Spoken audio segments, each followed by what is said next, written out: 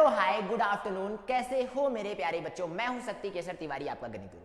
बच्चों पानी की बोतल ले लो, नोटबुक उठा लो, क्योंकि इस चैप्टर को जब मैं आज स्टार्ट करने जा रहा हूं ना, तो पूरे सेशन के दौरान आपको उठने का मौका नहीं दूंगा। ये चैप्टर बड़ा ही मजेदार होने वाला है, बड़ा ही एंटरटेनिंग होने वाला है, क्योंकि चैप्टर का नाम है सेट थ्योरी। तो आज इस चैप्टर में तोड़ फोड़ मचाएंगे, बिल्कुल आसान बनाएंगे, आपको कंफर्टेबल करेंगे कि आपको लगने लगेगा कि जेई की जर्नी बिल्कुल आसान है बेटा। Set theory one of the most easiest chapter JEE की जर्नी का है। तो इस चैप्टर को आज मैं सिखाऊंगा आपको, बेहद बेहद बेहद आसान चैप्टर होने वाला है ये। तो चलो देखते हैं कि इस चैप्टर में क्या क्या पढ़ने वाले हैं। अगला जो हमारा स्लाइड है वो तो भाई भौकाल मचाने वाला स्लाइड है। हम खुद ही आ गए हैं, कुछ तोड़ फोड़ मचा रहे हैं सेट थ्योरी के साथ, जैसा कि आप लोग देख पा रहे हो। तो जैसे आज हम तोड़फोड़ मचा रहे हैं ना, क्योंकि मुझे सेट थ्योरी आती है, ऐसे आपको भी तोड़फोड़ मचाना है, क्योंकि आपको आज मैं सेट थ्योरी सिखाने वाला हूं। तो एक बार सेट थ्योरी सीख जाओगे ना, तो आपको भी लगने लगेगा कि यार जेई की जर्नी में इससे आसान चैप्टर तो नहीं मिलने वाला है। ठीक है, सबसे पहले मैं आपको एक बात और बता दूं कि यहां से बेटा डायरेक्टली क्वेश्चन अब जेई में बहुत कम पूछे जाते हैं, बट हाँ इस चैप्टर का यूज बहुत जगह है। जैसे पिछले लेक्चर में आपने देखा होगा, मैंने लॉगरिथम का एक पीवाईक्यू कराया था, वहां पे एस नाम का एक सेट था। तो बेटा सेट क्या होता है, उसके एलिमेंट क्या होते हैं, बेसिक ऑपरेशंस क्या होते हैं, कम से कम इतनी नॉलेज तो हमें रख लेनी चाहिए। ठीक है, तो आज हम इस चैप्टर को सारे के सारे टॉपिक्स के साथ कवर करने वाले हैं। डिफरेंट डिफरेंट लेक्चर्स लेकर आएंगे बेटा। आगे 3 से 4 लेक्चर में सेट थ्योरी कवर होने वाली है। तो सारे के सारे लेक्चर ऐसे सीक्वेंस में देखते जाओगे ना, तो जेई की जर्नी बिल्कुल आसान हो जाएगी। तो आओ देखते हैं कि क्या क्या टॉपिक कवर करने वाले हैं बेटा। अगला जो स्लाइड है दैट इज हमें बताता है कि भाई क्या क्या चैप्टर के कंटेंट होने वाले हैं, मतलब क्या क्या पढ़ने वाले हैं। आओ जरा देखते हैं। सबसे पहले मेरे पास आएगा इंट्रोडक्शन टू सेट थ्योरी। तो बेटा इंट्रोडक्शन टू सेट थ्योरी में तो हम आपको बता दें कि पहले तो डेफिनेशन जानेंगे सेट की। सेट के डेफिनेशंस में हम बहुत सारी चीजें सीखेंगे कि सेट के एलिमेंट क्या होते हैं, एलिमेंट कैसे बिलोंग करते हैं सेट के साथ, सेट को डिनोट कैसे करते हैं, कैसे सारे के सारे सेट को आप समझ सकते हो आसान भाषा में कि ये रोस्टर फॉर्म में लिखा गया है या सेट बिल्डर फॉर्म में लिखा गया है। कहने का मतलब नेक्स्ट टॉपिक हमारा हो जाएगा रिप्रेजेंटेशन ऑन सेट। सेट को रिप्रेजेंट कैसे करते हैं, तो ये सारी चीजें सीखेंगे। 2 तरीके से रिप्रेजेंट करते हैं, रोस्टर एंड सेट बिल्डर, जिसको हम रूल मेथड भी बोलते हैं। यहां पर ये टॉपिक कवर करने वाले हैं कि सेट को रिप्रेजेंट कैसे करें। क्लियर। अगला जो टॉपिक आएगा बेटा that is types of set. Types of set मतलब क्या सेट के बहुत सारे टाइप्स होते होंगे क्या? जी हाँ, सेट बहुत सारे टाइप्स के होते हैं। जैसे बहुत सारे फेमस सेट होते हैं, null set, empty set, singleton set, finite, infinite, universal set, subset, ऐसे डिफरेंट डिफरेंट टाइप्स के सेट हम इसी टॉपिक के अंदर कवर करने वाले हैं और बेहद आसान बनाने वाले हैं। तो बेटा यहां पे मैंने सबसेट को अलग से लिखा है, क्योंकि इस पे थोड़ा ज्यादा फोकस करना है। सबसेट को मैंने अलग से यहां पे इंक्लूड करा है अपने टॉपिक्स के अंदर। टाइप्स ऑफ सेट में मैंने इंक्लूड नहीं करा। क्यों? क्योंकि मुझे सबसेट को पढ़ाना है, बहुत गहरा बनाना है, बहुत अच्छे से बच्चों को समझाना है, कंफर्टेबल करना है इसके साथ। फिर आएगा बेटा अगला topic that is power set. Power set क्या होता है भाई? पार सेट के बारे में भी सीखना है हमें। पार सेट बहुत अच्छा, बहुत आसान डेफिनेशन है कि सारे के सारे सबसेट का जब सेट बना दोगे that is called power set. इसके बारे में हम आगे आने वाले लेक्चर्स में धीरे धीरे करके सीखेंगे और आसान बनाएंगे। फिर बेटा इस चैप्टर का सबसे इंपॉर्टेंट जो टॉपिक आता है that is operations on set. अब मैंने बच्चों को पहले ही बता रखा है कि ऑपरेशन का मतलब होता है कि addition, subtraction, multiplication, division. Mathematics में जब भी ऑपरेशन वर्ड यूज किया जाए तो दिमाग में चलना चाहिए कि कहीं ना कहीं एडिशन, सब्ट्रैक्शन, मल्टीप्लिकेशन, डिवीजन की बात हो रही होगी। बट सेट में ना ऐसी चीजें नहीं होती। सेट के अपने कुछ ऑपरेशन होते हैं, जैसे यूनियन, इंटरसेक्शन, कॉम्प्लीमेंट, डिफरेंस, ऐसे डिफरेंट डिफरेंट टाइप्स के ऑपरेशन हम इस चैप्टर, इस टॉपिक के अंदर सीखने वाले हैं बेटा, ताकि सेट थ्योरी पे भी हम ऑपरेशन परफॉर्म कर सके। क्लियर। तो जैसे ये टॉपिक कवर हो जाएगा बेटा, हमारे पास अगला टॉपिक आ जाएगा। अगला टॉपिक आ जाएगा वेन डायग्राम। ये वेन डायग्राम क्या है भाई? तो आपको बता दें कि वेन एक बहुत बड़े मैथमेटिशियन थे बेटा। ये जो वेन जी थे ना, इन्होंने एक अपना ऐसा मेथड दिया, ऐसा बेहतरीन मेथड दिया कि इस मेथड से हम किसी भी कॉम्प्लेक्स प्रॉब्लम को जस्ट पिक्टोरिकल मेथड से सॉल्व कर सकते हैं। तो इन्होंने अपना एक डायग्राम बनाया था अलग अलग ऑपरेशंस के लिए, यूनियन के लिए, इंटरसेक्शन के लिए, सबसेट के लिए, आपके यूनिवर्सल सेट का कैसा डायग्राम बनता है, ये सारी की सारी चीजों का बहुत अच्छा पिक्चर बना करके इन्होंने रिप्रेजेंटेशन दिया, और उस रिप्रेजेंटेशन के साथ हम किसी भी कॉम्प्लेक्स प्रॉब्लम को सॉल्व कर सकते हैं। तो ये टॉपिक बड़ा इंपॉर्टेंट है बेटा, क्योंकि यहां से बहुत सारे डिफिकल्ट क्वेश्चन को ऐसा चुटकियों में सॉल्व करना सिखाया जाएगा। तो इस टॉपिक को जरूर पढ़ना आप लोग। मैं कह रहा हूं ना कि वीडियो को सीक्वेंस में देखते जाओगे ना तो गारंटी मेरी है बेटा, चैप्टर को यूं फोड़ेंगे, यूं आसान बनाएंगे, क्योंकि गणितबाजी करने आए हो, और अगर गणितबाजी करने आए हो ना तो मेरी गारंटी है यार कि गणित में महारत हासिल मैं करवाऊंगा। क्लियर? आओ जरा अगला टॉपिक देखते हैं बेटा। अगला टॉपिक आएगा formula on cardinality of set. देखो बेटा, कार्डिनलिटी का मतलब होता है कि किसी सेट में कुल कितने नंबर ऑफ एलिमेंट्स है, दैट इज कॉल्ड कार्डिनलिटी। अब यहां पर ना बहुत सारे फॉर्मूले बनाए गए हैं ऑन द टॉपिक कार्डिनलिटी पे। तो कार्डिनलिटी के बहुत सारे फॉर्मूले अपन लर्न करेंगे, और लर्न करने के बाद उसी फॉर्मूले पे हमारा अगला टॉपिक आएगा बेटा। अगला टॉपिक आएगा जहां पे हम पढ़ेंगे कार्डिनलिटी बेस्ड प्रॉब्लम। ये जो कार्डिनलिटी बेस्ड प्रॉब्लम होने वाला है ना, इस पे हम बहुत सारे फॉर्मूले ऑपरेट करेंगे। डिफरेंट जेई लेवल के क्वेश्चन, आपके स्टेट लेवल के क्वेश्चन, जैसे सीईटी का एग्जाम का क्वेश्चन, सीयूईटी के एग्जाम का क्वेश्चन, आपके डिफरेंट वेस्ट बंगाल में होने वाले WBJEE का क्वेश्चन, ऐसे डिफरेंट क्वेश्चंस को हम इस अटेम्प्ट करेंगे और सॉल्व करके आपका कॉन्सेप्ट बड़ा इंप्रूव बनाएंगे। तो चलिए जल्दी से वीडियो को आगे बढ़ाते हैं बेटा। आई थिंक अब आपको समझ में आ गया होगा कि चैप्टर का नेचर कैसा है। तो चैप्टर का नेचर बेहद ही आसान है। आपको एक बात और बतानी है कि जेई की जर्नी में, या यूं कह लो जेई के पेपर में, अब डायरेक्ट यहां से क्वेश्चन बेटा नहीं पूछे जाते। यहां से क्वेश्चन का जस्ट इस तरीके से रूप बनाया जाता है ना, स्टेटमेंट का इस तरीके से रूप बनाया जाता है ना, उसमें सेट के कुछ इंफॉर्मेशन भर दिए जाएंगे, आप क्वेश्चन की मीनिंग नहीं समझ पाओगे। जैसे भी पिछले लेक्चर में आपने लॉगरिदम में देखा होगा कि मैंने लॉगरिदम का एक पीवाईक्यू कराया था बेटा, वहां पे एस नाम का एक सेट था। तो जब आप क्वेश्चन डिकोड नहीं कर पाओगे, ऐसे टर्म्स आपको दे दिए जाएंगे, आपको उनके बारे में पता नहीं है, तो आपको क्वेश्चन नहीं आने वाला है। तो इस चैप्टर को कम से कम हम बेसिक से मॉडरेट लेवल तक तो सीखेंगे ही, ना ही एडवांस लेवल तक सीखो, बट हाँ मॉडरेट लेवल तक तो अपन सीखेंगे ही। तो कहने का मतलब है कि वीडियो को अंत तक देखते रहना, चैप्टर को आसान बनाने की जिम्मेदारी मेरी है। तो आओ जरा देखते हैं सबसे पहला टॉपिक बेटा, सेट इंट्रोडक्शन पे आते हैं।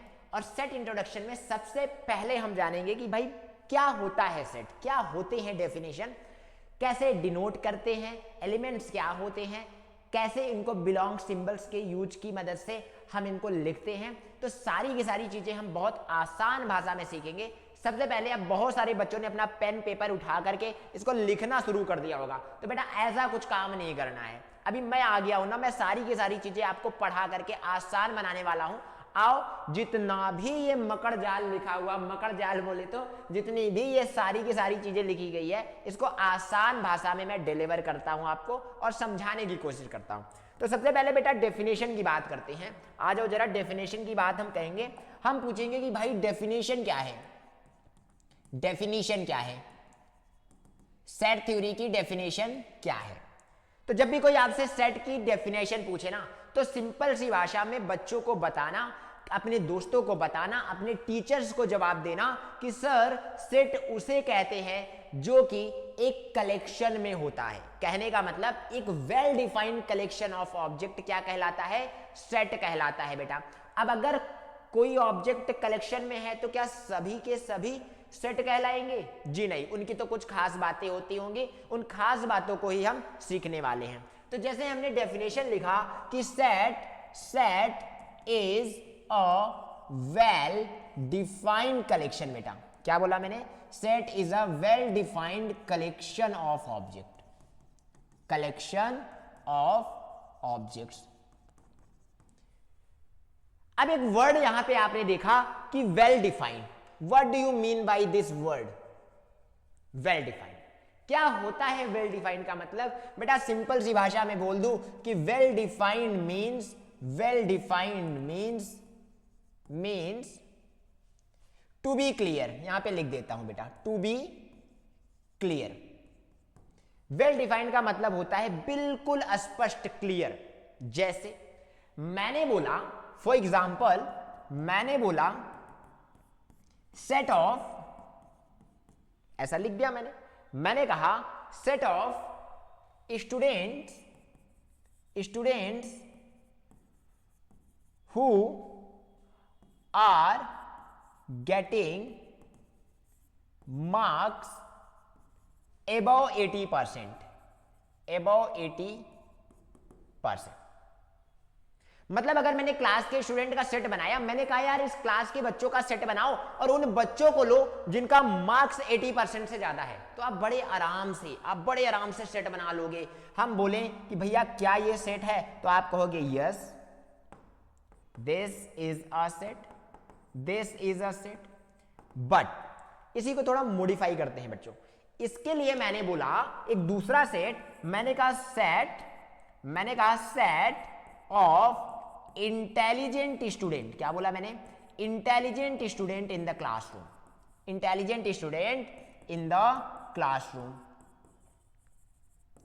अब यहां से क्या पता चला बेटा, मेरे लिए हो सकता है मेरे क्लास में अगर 50 स्टूडेंट बैठे हैं तो हो सकता है 2-4 बच्चों को मैथ्स बहुत अच्छी आती होगी, तो मेरे लिए वो इंटेलिजेंट होंगे। बट फिजिक्स वाले सर आए, फिजिक्स वाले सर के लिए 2-4 बच्चों की फिजिक्स बहुत अच्छी होगी, तो वो 2-4 बच्चे इंटेलिजेंट माने जाएंगे। इसी पे केमिस्ट्री वाले सर के लिए केमिस्ट्री जिसकी अच्छी होगी वो इंटेलिजेंट माने जाएंगे। कहने का मतलब मैंने यहां पे इंटेलिजेंट का किस आधार पर आप डिसाइड करोगे ये नहीं बताया। मैंने सिर्फ बोला इंटेलिजेंट स्टूडेंट का सेट बना दो। अब हाउ यू कैन डिसाइड कि कौन सा बच्चा इंटेलिजेंट है, कौन सा बच्चा इंटेलिजेंट नहीं है, हम डिसाइड नहीं कर सकते हैं ना, क्योंकि हर एक बच्चे के अंदर अलग अलग स्किल है। किसी को मैथमेटिक्स अच्छी आती, किसी को फिजिक्स अच्छी आती, किसी को बायोलॉजी अच्छी आती है, किसी की केमिस्ट्री बहुत स्ट्रांग है, तो सबका इंटेलिजेंसी लेवल तो अलग अलग है ना, सबका इंटेलिजेंसी पहचानने की स्किल्स अलग अलग फील्ड में है कि नहीं है, तो हम कैसे डिसाइड कर सकते? नहीं कर सकते डिसाइड।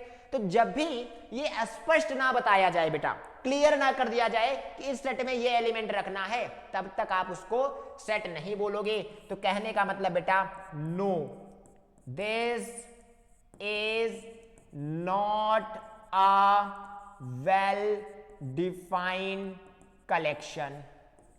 बेटा ये कलेक्शन है but not a well defined collection. Collection तो होगा, इंटेलिजेंट स्टूडेंट्स का कलेक्शन तो बना पाओगे, but this is not going to be what well defined collection. तो जब वेल डिफाइंड कलेक्शन नहीं हो पाएगा तो हम क्या कहेंगे, ऐसे कलेक्शन को सेट मानेंगे नहीं, ऐसे कलेक्शंस को हम सेट नहीं बोलेंगे। तो आई थिंक अब आपको डेफिनेशन क्लियर हो गया होगा कि सेट थ्योरी का मतलब होता है कि किसी भी ऑब्जेक्ट का कलेक्शन जो वेल डिफाइंड हो। अब जैसे बर्थडे पार्टी में जाते हो, बर्थडे पार्टी में आप क्या करते हो, किसी को गिफ्ट देते हो ना, तो gift is what, gift is a collection. अरे भाई किसी बच्चे को गिफ्ट देते हो तो बॉक्स दे देते हो, आप अपना कंपास बॉक्स दे देते हो, उसमें बहुत सारी चीज, पेंसिल है, इरेजर है, आपके शार्पनर्स हैं, बहुत सारी चीजों का कलेक्शन है। किसी की शादी में जाते हो तो आप गिफ्ट करते हो, बहुत अच्छा एक गिफ्ट का सेट होता है टी सेट। अरे भाई 5-6 कप होते हैं, टी पॉट होता है, स्पून होता है, what are these things? These are the objects and these are in the collection, we can say set. किसका सेट? भाई टी सेट। समझ में आया? आगे बढ़ते हैं बेटा। अगर हमने बोला कि किसी भी सेट को हम कहते हैं वेल डिफाइंड कलेक्शन, तो सेट को डिनोट करते होंगे बेटा, सेट को डिनोट करते होंगे। तो आओ बताते हैं कि डिनोट कैसे करते हैं। बेटा डिनोट करते हैं सेट को किसी भी इंग्लिश अल्फाबेट के कैपिटल लेटर से। तो हम कह सकते हैं set is denoted by, set is denoted by any capital letter of English alphabet, English alphabet. तो इंग्लिश अल्फाबेट का कोई भी कैपिटल लेटर आप उठा लो, उसको डिनोट करोगे। जैसे फॉर एग्जांपल मैंने बोल दिया कि भाई एक सेट है W जिसके अंदर है सेट ऑफ डेज नेम। क्या बोला बेटा? Set of days name. अब भाई Sunday, Monday, Tuesday, Wednesday, Thursday, Friday, Saturday, ये तो डेज ही है ना, these are in the collection, these are days. तो हम उसको W नाम के सेट में रख सकते हैं। अच्छा मैं आपको एक चीज ऐसा बता दूं, उस सेट का नाम ऐसा किया करो ताकि रिलेटेबल हो। रिलेटेबल मतलब W मींस वीक, क्लियर? जैसे मैंने एक दूसरा सेट बनाया V मतलब वॉवेल, सेट ऑफ वॉवेल लिख देता हूं बेटा, सेट ऑफ वॉवेल, क्लियर? एक और बड़ा अच्छा सा सेट है बेटा F नाम का सेट। F का मतलब फैमिली का सेट। बेटा फैमिली के सेट में बहुत सारे लोग आते हैं, फैमिली के सेट में आते हैं set of family member, set of family members. आई बात समझ में? तो कहने का मतलब है कि इस तरीके का कलेक्शन आप बना सकते हो, सेट को डिनोट कर सकते हो किसी भी कैपिटल लेटर से। तो बेटा ये सब क्या है बेटा, ये सब सेट का नाम है। These are the name of the set name. Any doubt? Clear? आगे बढ़ते हैं। अब ये जो एलिमेंट देख रहे हैं, ये देख रहे हो, इनको मेंबर कहते हैं बेटा। जिनसे मिलकर सेट बनता है, वो ऑब्जेक्ट जिनसे सेट बनाया जाता है, वही मेंबर कहलाते हैं, वही एलिमेंट कहलाते हैं। आई बात समझ में? तो बड़े आसान सी भाषा में यहां नोट पॉइंट में मैं बताता हूं। Elements of set is denoted by small letter of English alphabet. Small letters of English alphabet. बेटा इंग्लिश के अल्फाबेट्स उठा लेना, स्मॉल लेटर वाले, उन्हीं से हम सेट को क्या करेंगे, डिनोट, सेट के एलिमेंट को क्या कर देंगे, डिनोट कर देंगे। आई बात समझ में? अल्फाबेट्स। Any doubt? होना ही नहीं चाहिए भाई। तो यहां पर अब आप आओ और देखो क्या क्या बातें बताई गई हैं। तो यहां पे सबसे पहली चीज बेटा देख पा रहे होगे, मैं यहां पे आपको दिखाता हूं कि set is a well defined collection of object. Set क्या होता है? एक वेल डिफाइंड कलेक्शन होता है। What is set theory? Set theory is the branch of mathematics. अरे भैया मैथ्स में पढ़ रहे हो तो मैथमेटिक्स का ही तो ब्रांच होगा। और that deals with sets which are collections of well defined distinct object. यही तो मैंने बताया ना कि ऑब्जेक्ट का कलेक्शन होता है, वो ऑब्जेक्ट वेल डिफाइंड होने चाहिए, and this is the branch of mathematics. Done. आगे बढ़ते हैं बेटा। यहां पे देखो नोटेशन लिखा गया है कि एक सेट जो है डिनोट किया जाता है कैपिटल लेटर से, ABC, किसी से भी डिनोट कर सकते। फिर यही बात मैंने यहां पे बताई कि भैया सेट का जो एलिमेंट है उसे स्मॉल लेटर से डिनोट करते हैं। यही बात मैंने बताई। A small B small C, किसी से डिनोट कर सकते हो। फिर मैंने अगली पॉइंट अभी बताया नहीं, बताऊंगा, टेंशन नहीं लेना है बेटा। हाँ, तो आगे आते हैं, थोड़ा सा आपको एक बात और बता देते हैं कि जब भी हम किसी एलिमेंट की बात करें कि अगर ये एलिमेंट सेट में है तो इसको डिनोट कैसे करेंगे, तो ध्यान से सुनना। नोट पॉइंट यहां पे लिख लेना सिंपल कि if N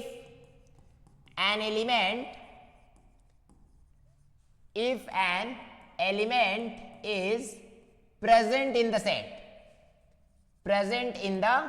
set, then it can be denoted as, इसको ऐसे डिनोट करोगे बेटा, पहले तो आप लिखोगे एलिमेंट लेफ्ट साइड, फिर आप एक सिंबल लगाओगे ऐसा, फिर आप राइट साइड लिखोगे सेट का नाम। क्या लिखोगे बेटा? सेट का नाम। इसको पढ़ोगे elements belongs to set. Elements belongs to set. ये बिलोंग सिंबल है बेटा। बिलोंग सिंबल बताता है कि ये जो एलिमेंट है वो सेट में है। कहने का मतलब ये है, फॉर एग्जाम्पल जैसे मैंने लिखा कि एक सेट है ए जिसके अंदर कुछ एलिमेंट है 1 2 3 4 5। अभी के लिए बेटा ये मत सोचना कि ये क्या है, ये करली ब्रैकेट क्यों लगाया, कॉमा क्यों लगाया, ये सब अभी सोचना नहीं, इसके बारे में मैं आगे बताऊंगा। तो अगर मैंने लिखा a is equal to this set, तो हम कह सकते हैं यहां पर 1 बिलोंग करेगा a से। तो देखो लेफ्ट साइड हमेशा एलिमेंट आएगा, राइट साइड सेट का नाम आएगा। क्लियर? हम कह सकते हैं 2 बिलोंग करेगा a से, हम कह सकते हैं 5 बिलोंग करेगा a से। अच्छा, अब आपके दिमाग में आ रहा होगा अगर कोई एलिमेंट बिलोंग ना करे सर, तो बेटा डज नॉट बिलोंग से लिख सकते हो। मतलब यहीं पे बता देता हूं, इफ एलिमेंट डज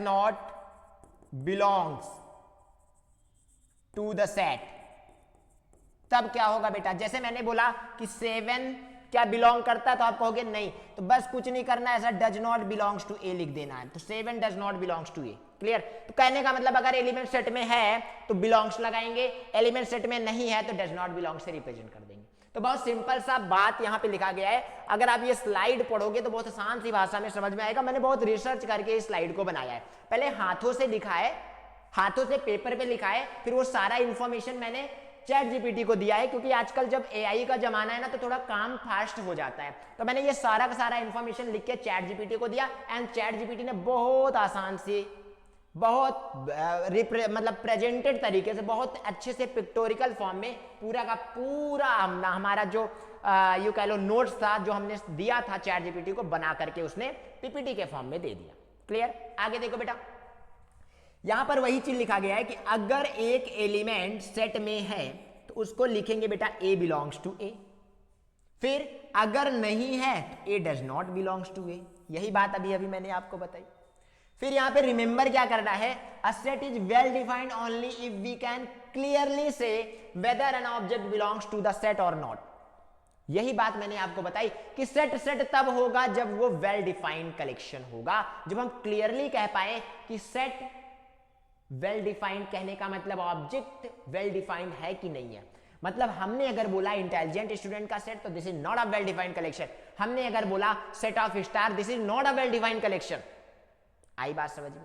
नेक्स्ट, फिर हमने कहा आओ कुछ एग्जांपल देखते हैं। तो बेटा जैसे ये एक एग्जांपल है, a is equal to 1 2 3 4 5, this is a natural number का set, this is the set of natural number.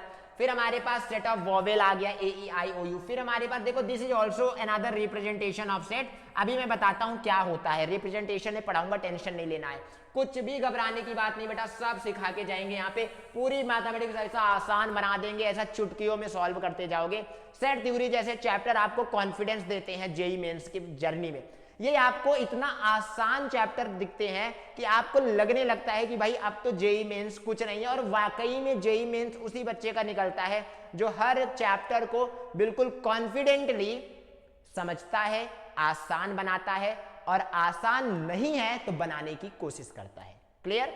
आओ जरा देखते हैं बेटा, यहां पे कुछ की पॉइंट्स है। Object in a set are called element, बहुत सिंपल सी बात है। उसी को मेंबर कहेंगे, उसी को एलिमेंट कहेंगे, उसी को ऑब्जेक्ट कहेंगे। Order of element in a set does not matter. कहने का मतलब अगर एक सेट में कुछ एलिमेंट लिख दिए हो ना तो ऑर्डर मैटर नहीं करेगा। अभी आगे पढ़ाता हूं, टेंशन नहीं लेना, सब बताता हूं।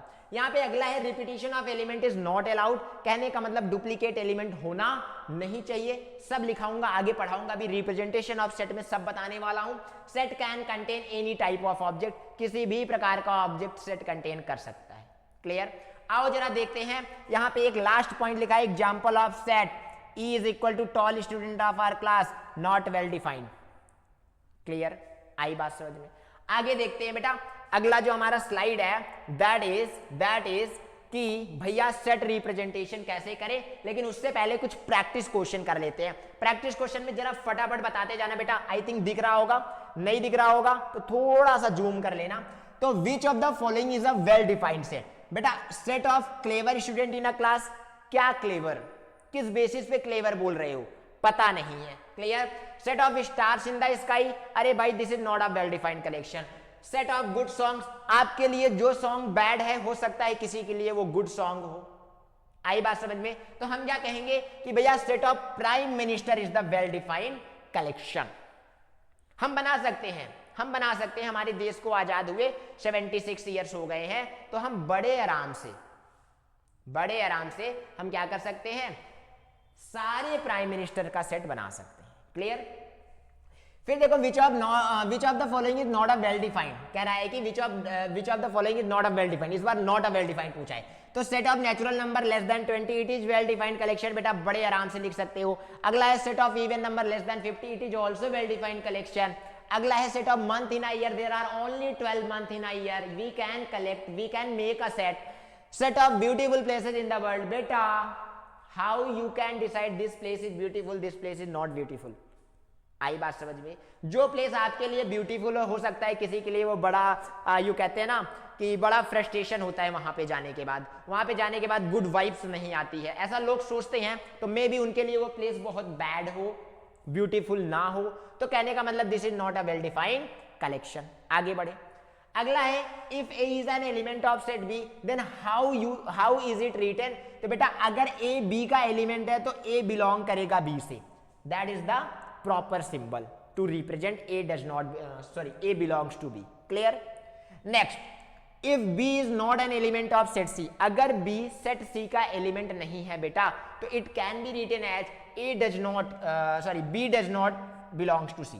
B is not an element of set C. How is it written? B does not belongs to C. Clear? आगे आता है which of the following is the correct way to write 3 is an element of set 1 2 3 4. तो बेटा left side element आएगा, right side set आएगा. सो this is the correct notation. 3 belongs to 1 2 3 4. Set 1 2 3 4. Right side set, left side element. Clear? आगे बढ़े. अगला question आता है अगर 2 इस सेट से बिलोंग करता है which of the following is true. तो बेटा 2 is not an element of the set, गलत बात है. 2 is an element of the set, this is the right.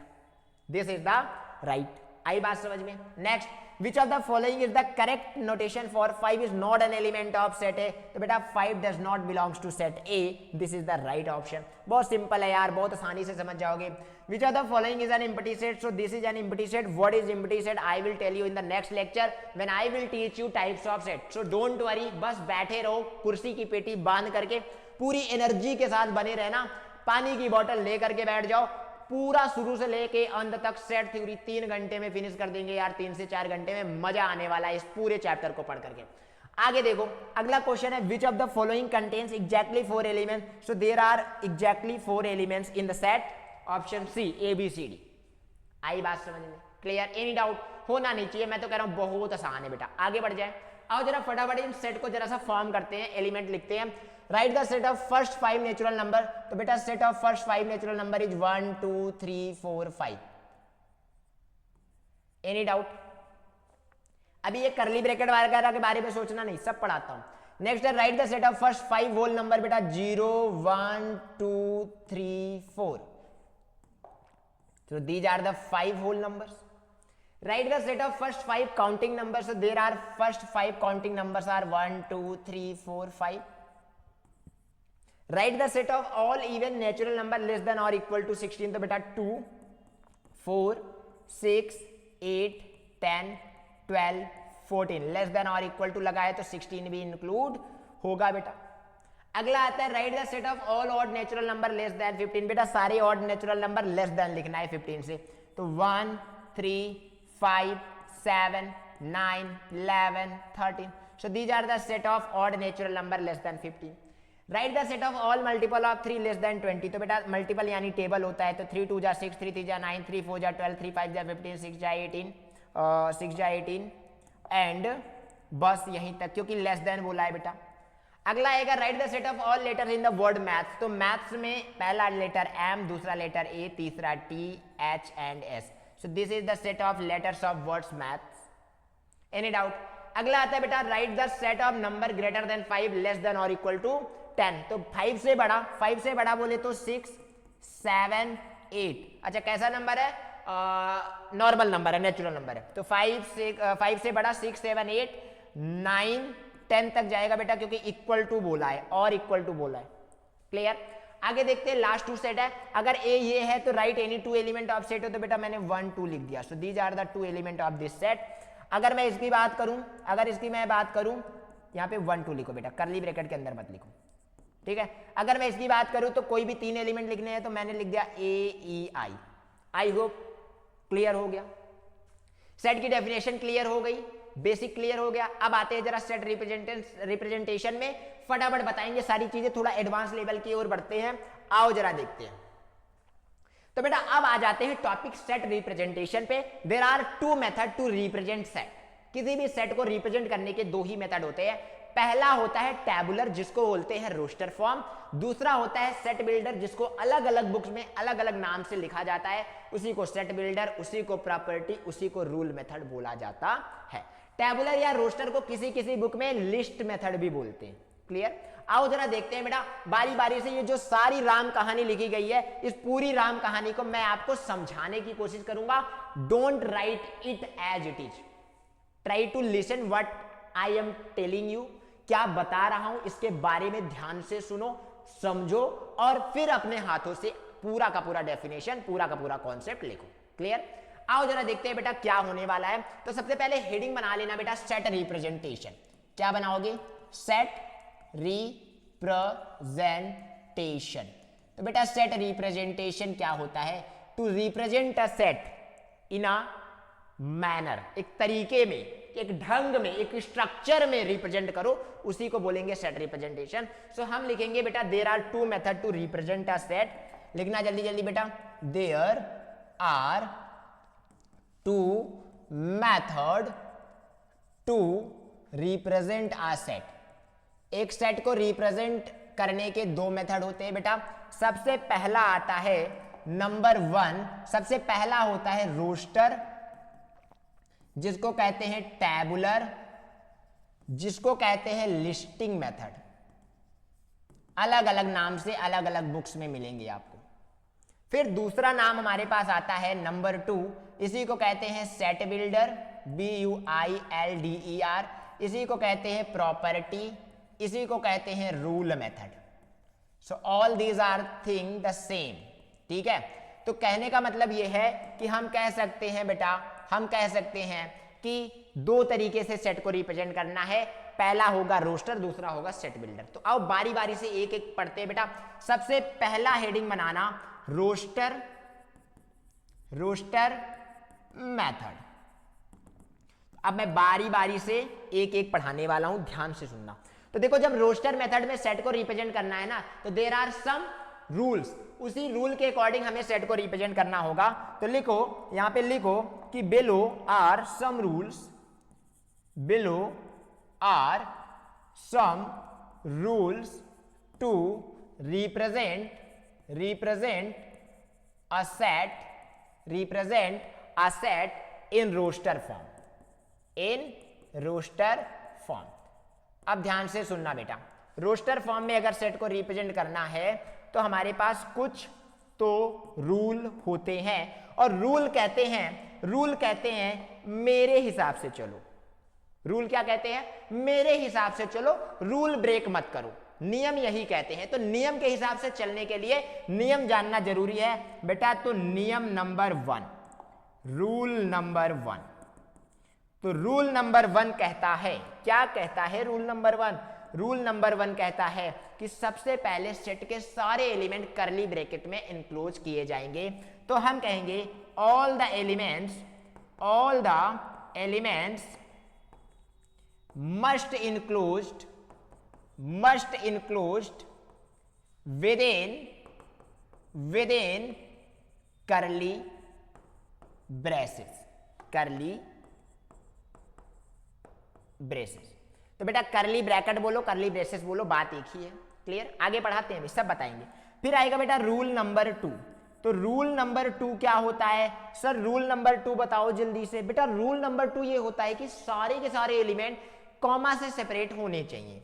All the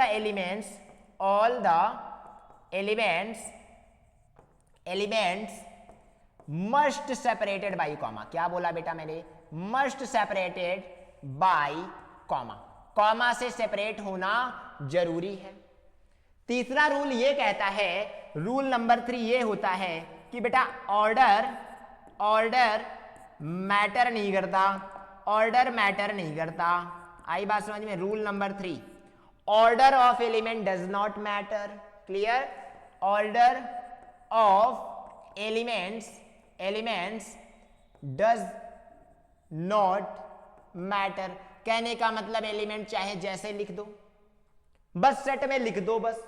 clear? Next last rule बेटा ये आता है, रूल नंबर 4। यही लिखा देता हूं, नहीं तो नेक्स्ट स्लाइड पे मैं जाता। रूल नंबर 4 ये है कि no duplicate elements are allowed. Repetition allowed नहीं है, डुप्लीकेट एलिमेंट्स अलाउड नहीं है। तो यहां लिखना कि no duplicate elements are allowed. No duplicate elements are allowed. Clear? अगर डुप्लीकेट एलिमेंट अलाउड नहीं है तो क्या हो सकते हैं एग्जाम्पल? आओ जरा देखते हैं। तो बेटा जैसे मैंने एक एग्जाम्पल लिखा यहां पे। फॉर एग्जाम्पल मैंने बोला एक सेट है एफ नाम का, जिसमें मैंने लिखा सेट ऑफ फैमिली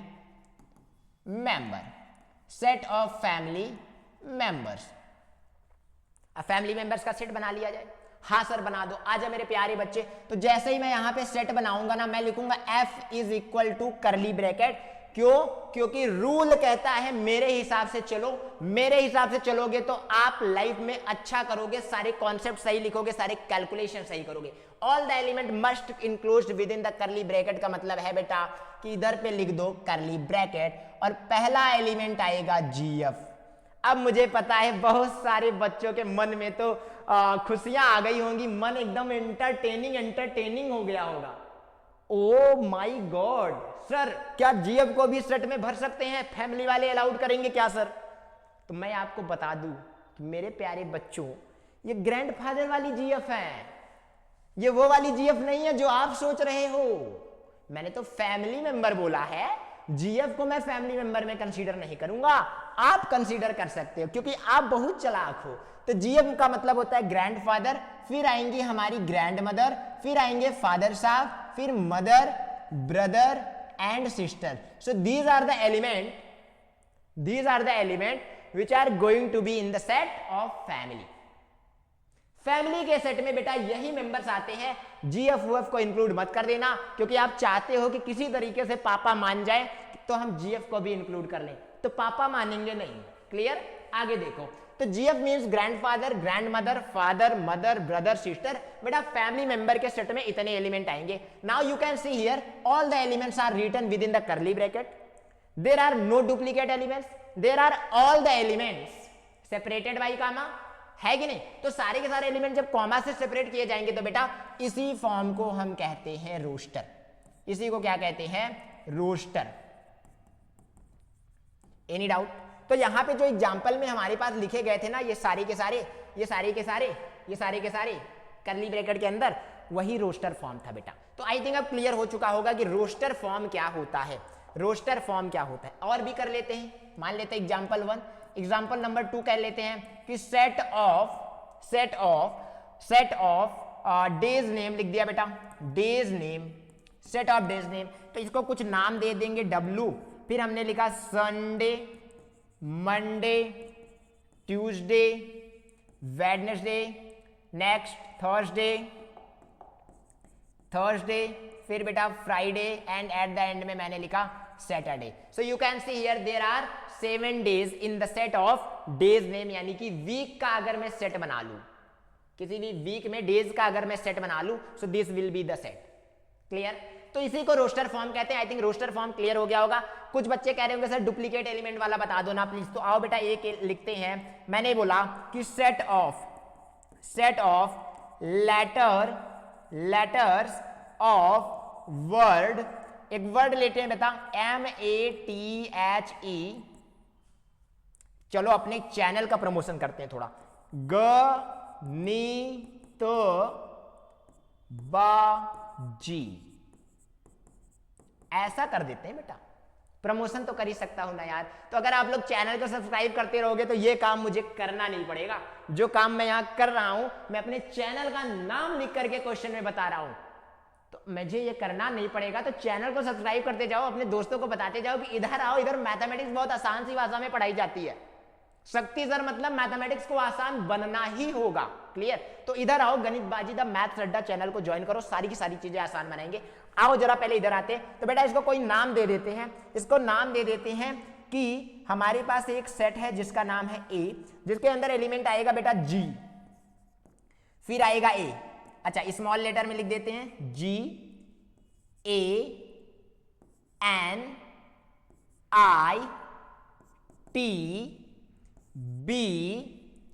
अब देखो बेटा वापस से A आ गया, तो A डुप्लीकेट हुआ ना, तो लिखना नहीं है। फिर आएगा Z, अब वापस से Z आ गया बेटा, डुप्लीकेट हुआ ना, तो लिखना नहीं है।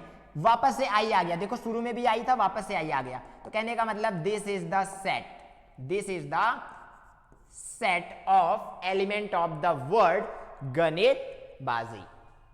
क्लियर? Any doubt? हो गया ना सारी की सारी चीजें क्लियर? रोस्टर फॉर्म क्लियर हो गया।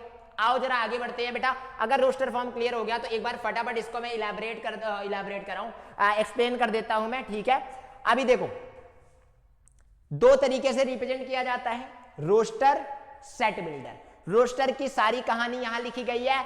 इन this form all the elements of the set are listed inside curly braces separated by comma, that's it. जैसे 1 2 3 4 5, B is equal to AEIOU, C is equal to red blue green. Any doubt? फिर आ जा बेटा इधर, set builder form को भी पढ़ाते हैं, अगली स्लाइड में चलते हैं। आ जाओ जरा। सेट बिल्डर फॉर्म यहां पे लेते हैं नंबर टू। तो बेटा नंबर 2 है हमारे पास सेट बिल्डर फॉर्म।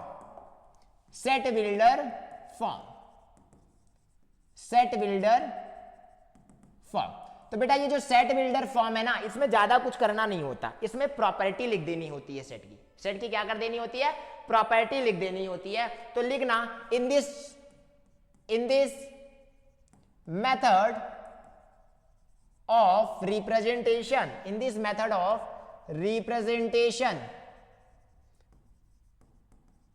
हम क्या करते हैं बेटा,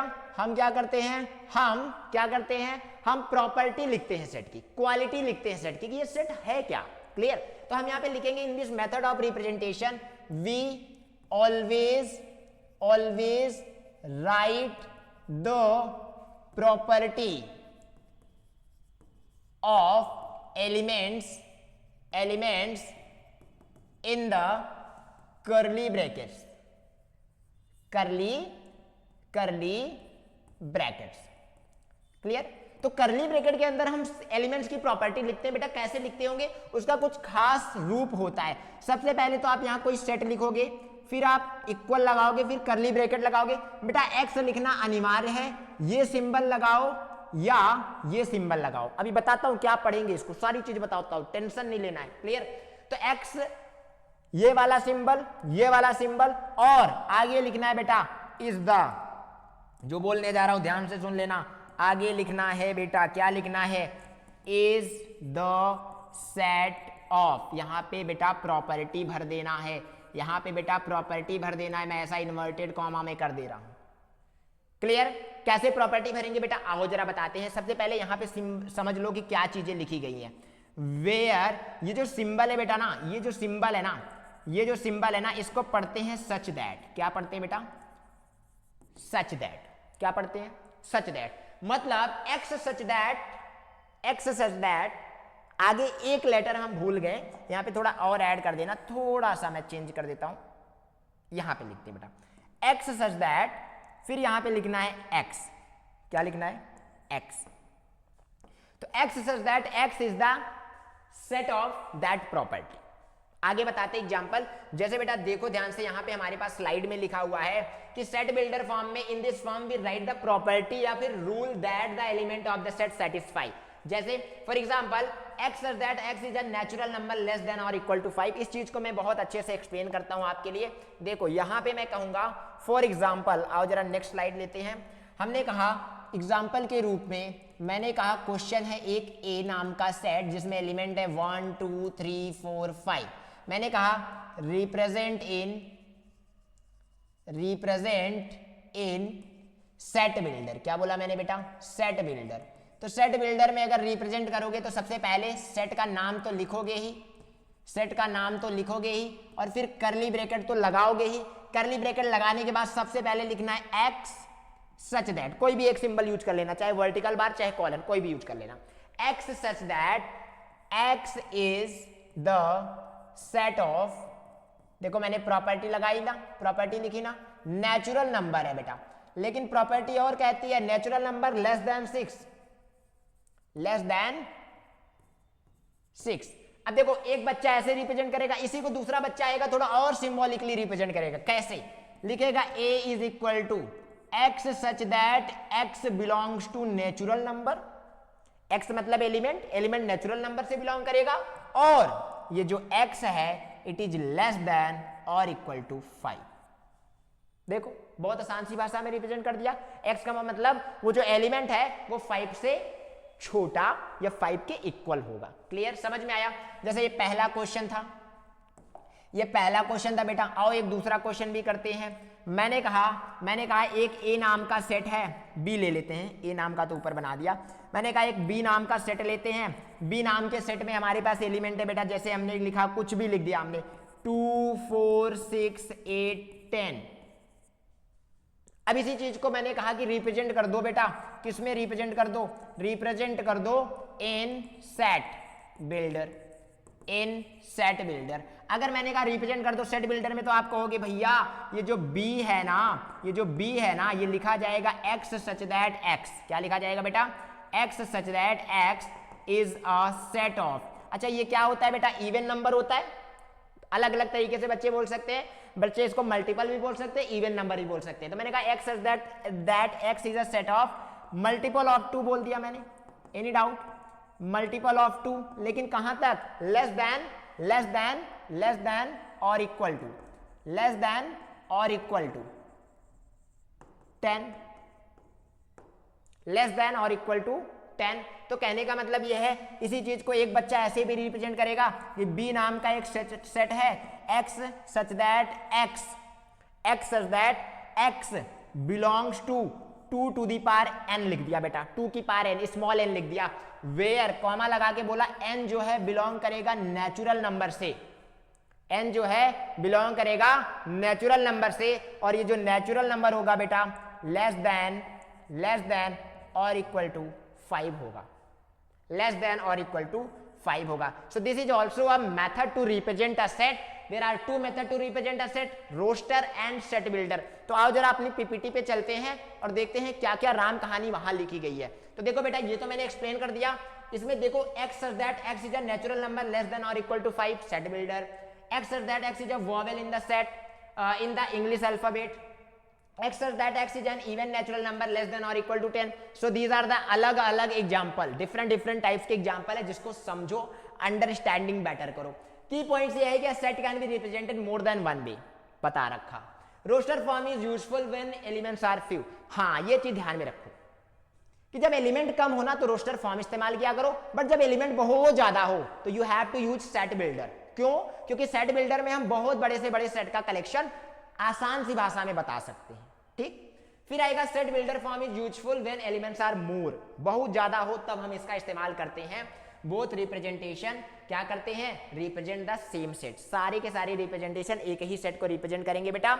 the order of element in the set does not matter, चाहे जैसा लिखो बेटा, 1 2 3 लिखो, 3 2 1 लिखो, 2 3 1 लिखो, no matter how it is written, बस होने चाहिए। मतलब अगर एक घर में फैमिली मेंबर का सेट बना रहे हो बेटा, तो grandfather, grandmother, brother, father, mother, sister सब होने चाहिए, नो मैटर उनका रूम क्या है, किस कमरे में रहते हैं वो, बट घर में होने चाहिए। दैट इज द फाइनल की पॉइंट्स, यही याद रखना है, ठीक है। आगे बढ़ते हैं, देखो यहाँ इलस्ट्रेशन दिया है कि रोस्टर फॉर्म हमेशा सेट बिल्डर फॉर्म के इक्वल होगा। जैसे a इज इक्वल टू 1 2 3 एक सेट है, रोस्टर में लिखा गया है, and x such that x is a natural number less than और इक्वल टू 3 सेट बिल्डर में लिखा गया है, and both are saying the same thing. Clear? आगे बढ़ते हैं बेटा, इस पे कुछ क्वेश्चंस कर लेते हैं, आ जाओ जल्दी से, कुछ क्वेश्चंस कर लेते हैं हम, देखते हैं क्या है प्रैक्टिस क्वेश्चन, फटाफट करेंगे, फटाफट फोड़ेंगे। Which of the following represent the set of first 5 natural number in roster form. तो बेटा रोस्टर फॉर्म तो ये होता है, कलर आपको दिख रहा होगा, मैं चेंज कर देता हूं। So this is the roster form, set of 5 natural number. Next है हमारे पास the set of 2 4 6 8 10 in the set builder. बेटा अभी कराया, यहाँ पे देख पा रहे होगे 2 4 6 8 10, यही तो लिखा था। This is what, this is the multiple of 2। So if it is multiple of 2 then how we can write, we can write in this thing और we can represent it in also.